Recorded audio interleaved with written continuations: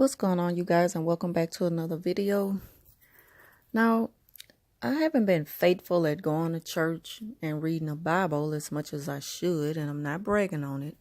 I ask God to forgive me for that and forgive me for my ignorance from not knowing things that I probably should have known a long time ago had I stayed, faithful to read my Bible and not just going to it when it's certain things that I'm curious about learning.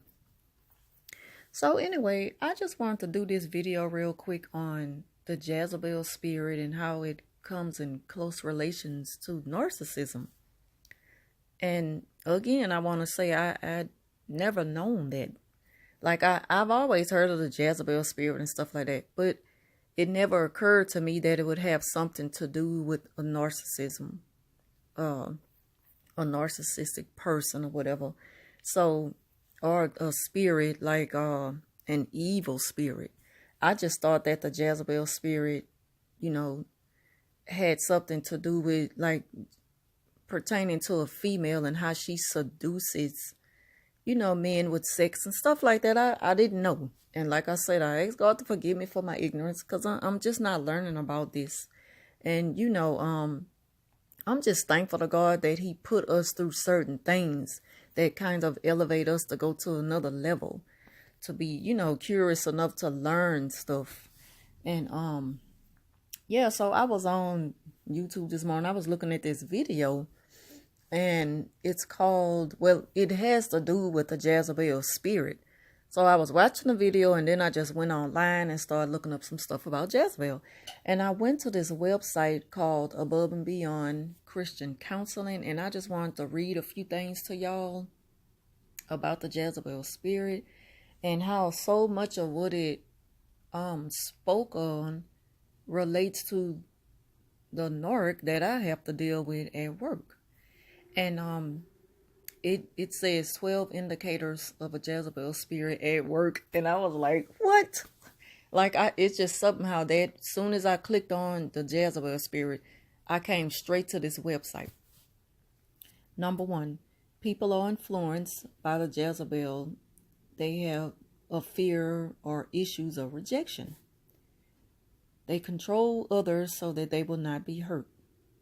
They genuinely have a history of trauma or abuse. And then it says number 2, they target the leadership. They offer free help to be like a top assistant to people and stuff like that. And they play like they want to be their protection. It hides them from the leader's view, but it also manifests in front of others. Like, that's them. That is them. Number 3, they make commitments and promises quickly and use recommendations from others to impress others. And that's exactly how a narc is. They seem super spiritual in an exaggerated way to gain acceptance and attention. And I'm just going to kind of like just skim through. They isolate and pit people. It says pit, I guess it means put people against one another privately and individually behind closed doors. They play the victim. They are never wrong. They blame everyone else. They play on compassion and to block discernment. And they use false humility to feel entitled or own something. They are not accountable to anyone and often accuse others of being a Jezebel. They look for others who are hurt and wounded to mentor them. They accuse people falsely. They operate with insecurity. And number 12, they imitate witchcraft prayers based on selfish motivation. Now, I don't know nothing about the witchcraft. I've never heard about, like I say, I'm just now learning and reading more into Jezebel and finding out like what it really is. I've always heard of the Jezebel, the word Jezebel.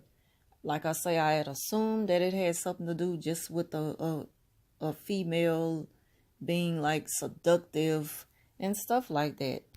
I never thought of it having anything to do with a narcissist or just plain out being a narcissist, but, called Jezebel in spiritual terms when it's pertaining to the Bible. And so I was saying to myself, why don't they just call it a demon spirit? Because that's exactly what it is. Narcissists are demons, straight up demons. You can't call them nothing else. And I mean, from what I've experienced, I don't see this as someone with a mental illness. I just don't see that. I don't see how people can relate mental illness to a demon spirit, because a narcissist is portraying themselves to be, it's a demon spirit portraying to be in human form. So it don't even have anything to do with a person to begin with. You have to be human, to be determined someone that's mentally ill. So I just completely shut that false narrative completely down. They're demons, period. And so that's it. That's all I have for this video. I just wanted to share that with y'all real quick. I'll be putting out a lot of other videos today, as many as I can. I have a lot to talk about. And so if you all enjoyed this video, please give it a thumbs up and leave a comment down below. And I'll talk to you soon.